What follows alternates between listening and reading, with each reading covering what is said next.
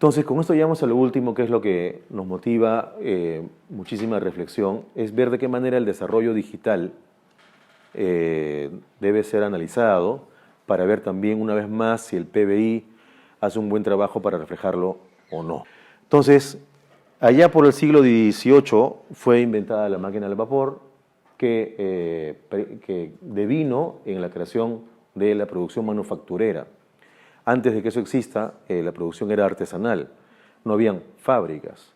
¿Eso qué implica? De que la economía era predominantemente rural y absolutamente dispersa, ¿no? Ya con la existencia de manufactura, eso induce a que en 8, 10 o 12 horas del día hay una cantidad de personas aglutinadas bajo un mismo techo para la producción de algún determinado bien.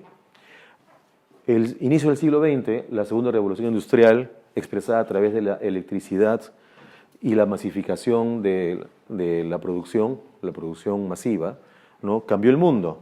Imaginémonos cómo sería una ciudad o un ámbito geográfico como Lima Metropolitana o el Callao si no hubiera una red eléctrica en las calles. Es decir, cómo funcionaba la sociedad antes, con velas, ¿no? Entonces, la electricidad induce a que el conglomerado urbano se consolide, porque como la postería y la red eléctrica llega a cubrir cierto ámbito, ya induce que las personas se junten más, estén más cerca. Si ustedes miran en algún momento una foto del Jirón de la Unión del siglo pasado, al inicio del siglo pasado, verán que hay muy pocas personas, muy pocas casas, muy poca densidad demográfica. Porque no había ninguna necesidad, ningún incentivo, estamos entre economistas, incentivos, no había muchos incentivos a que las personas se junten entre sí. Pero cuando llega la electricidad, ya se genera ese incentivo. Y Lima, si ustedes revisan algún curso, ¿cuándo es que Lima empezó a crecer de manera importante? Luego de la Gran Depresión, hacia los 30. ¿Qué ocurrió en ese momento? La electricidad llegó a Lima. Tercero, la tercera revolución industrial, la computación, algo que ya nos suena un poco más familiar. Empezó en los 60s y el Perú llegó hacia fines de los 70s, 80s, ¿no? La computación que permite la automatización de ciertos procesos. Ya fueron los albores de la tecnología de información. Y finalmente lo que hoy día vivimos, que es la cuarta revolución industrial, se vincula con la digitalización, el Big Data y la inteligencia artificial. De repente algún término de esto le suena un poquito excéntrico, pero en realidad no es otra cosa que la abundancia de información. Hace un rato ustedes decían que alguno de ustedes tiene Spotify en la versión gratuita y de repente alguno en su versión paga. Pues Spotify consiste en Big Data. Big Data, ¿qué significa? Gran Data. ¿Por qué Gran Data? Si ustedes entran a Spotify, van a ver que Spotify les va a recomendar canciones, ¿no es verdad? Eso pasa en Spotify. ¿Por qué les recomienda? Porque tiene en su programación algoritmos que asocia las canciones que ya conocen, que ya han elegido antes, como un punto de referencia para canciones cuya probabilidad de que a ustedes les gusten son altas. Pero eso exige Big Data, un volumen de datos inmenso, ¿no? Y eso ocurre con Spotify, eso ocurre con Netflix, eso ocurre con el Waze, y eso ocurre con un montón, en fin, un montón de aplicaciones que poco a poco se van haciendo más conocidas. Entonces estamos en este momento, y eso va, lo que estamos viendo ahora, el ejemplo de Spotify, es apenas el inicio, ¿no? Cuando hablamos de robots, en fin, de robótica y tal, inteligencia artificial va a llevar a que ciertos robots desarrollen funciones a un nivel de inteligencia, a un nivel de raciocinio muy similar al de un ser humano, ¿no? Entonces eso ya incluso acarrea desafíos de otra naturaleza. Pero el punto importante es que hoy estamos viviendo en esta década actual la cuarta revolución industrial. De acá a 10 años, la forma en que el mundo funcione va a ser muy distinta a la forma en que funcionó hace 10 años. O sea, en 20 años se va a transformar, ¿no? Entonces, por favor. Un economista de Londres, de Inglaterra, que ha desarrollado ciertas metodologías para recalcular el PBI, ¿no? Él dice esto, ¿no? Que el avance tecnológico transforma la forma en que se comportan los agentes económicos. Esto ocurrió de manera muy rápida, ¿no? La manera en que hacemos negocios cambia, o sea, la forma en que la economía del día a día funciona cambia, nuevas formas de proveer servicios. Y en síntesis, todo esto complica la medición. ¿Cómo hacemos para medir estas cosas, no?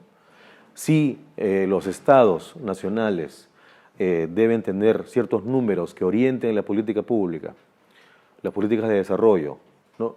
Y si hemos tomado durante muchas décadas el PBI como el indicador que sintetiza todo, que habrán más, pero que supuestamente sintetiza todo, si descubrimos que el desarrollo tecnológico se traduce en servicios digitales y que esos servicios digitales no aparecen en las cuentas del PBI, ¿cómo hacemos? Estamos en una economía digital, cada vez más productos tienen una naturaleza digital. Entonces, el consumo lleva a servicios digitales y resulta que hay maneras que no existían hace 10 o 15 años en que se da el financiamiento de estos servicios. Por ejemplo, hay servicios que llegan a ser hasta absolutamente gratuitos, como Wikipedia, ¿no? Hay otros que son financiados con publicidad, como por ejemplo YouTube. Y hay otros que últimamente se han conocido bastante, que se financia con la venta de información de los usuarios a cambio de un pago, ¿no? Entonces, son formas en que los negocios funcionan que hace 10 años no existían, 10 o un poco más de años. Entonces, más aún, la tecnología permite desarrollar productos que no se producen en masa, ¿ya? Pero que se consumen en masa. O sea, Spotify, por ejemplo, y insistiendo con este ejemplo, es uno solo, ¿ya? Es un solo producto, pero se consume de manera masiva. Tiene millones de clientes, Spotify, que es muy distinto que en el siglo pasado un automóvil, ¿no? O pensemos en una cadena de comida rápida, hamburguesas. Tú no tienes una hamburguesa compartida por 2 millones de personas. Necesitas 2 millones de hamburguesas. Entonces, la forma que funciona el mundo físico ya queda absolutamente desplazada por una lógica económica de carácter digital, donde un único producto es consumido por millones de personas, y más aún con un alto nivel de personalización.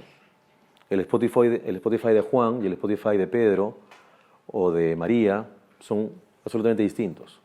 Lo que tienes es una plataforma, ¿no? Entonces, así es como funciona, cosa que no veíamos hace 10 o 15 años.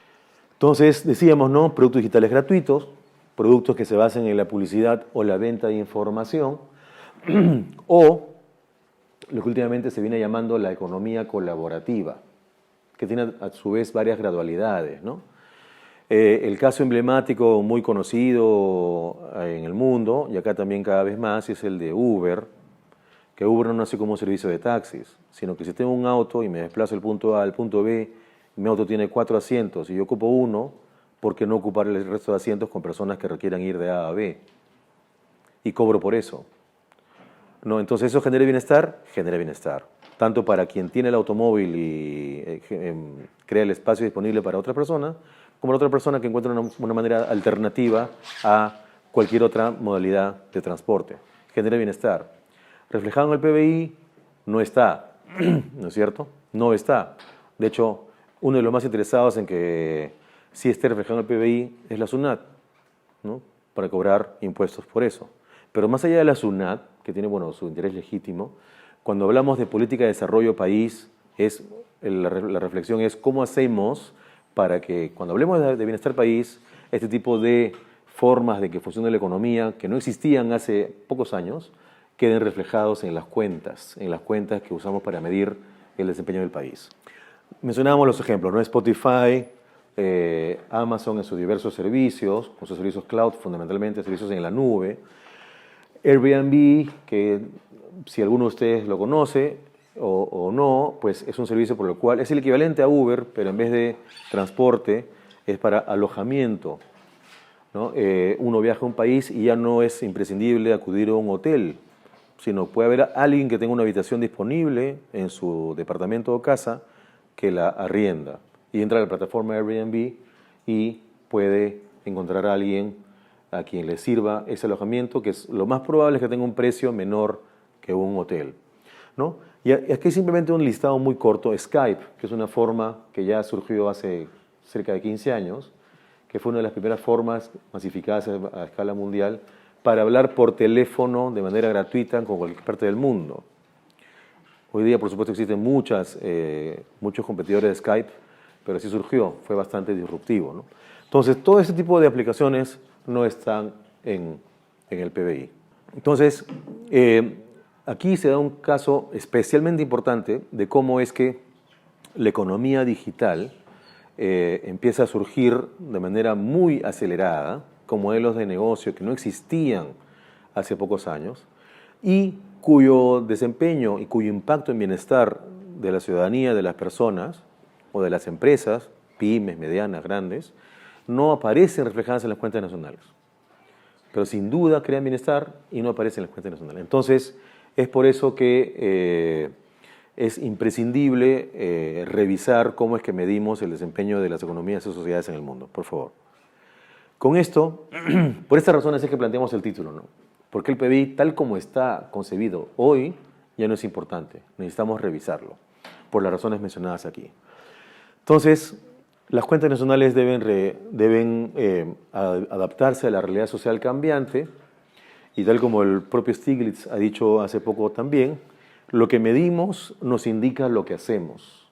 Como mencionábamos el caso de los bosques, ¿no? No aparece eso en el PBI por ningún lado. Entonces, si medimos lo incorrecto, haremos las cosas mal. Entonces, esta es la idea que queríamos llegar y que encierra el mensaje, ¿no? Todos ustedes son futuros economistas, están viviendo un momento, en el Perú lastimosamente no se siente tanto como en otros países, incluso cercanos como Colombia o Chile, ¿no? Y más allá, pues en una ciudad grande en Estados Unidos, en fin, cualquier ciudad típica de Europa, uno ya mira cómo la forma que el mundo funciona cambió en apenas 10 años. La forma que el mundo funciona, ¿no? Entonces, acá en el Perú no se siente demasiado, pero ya se vendrá, y muy rápido.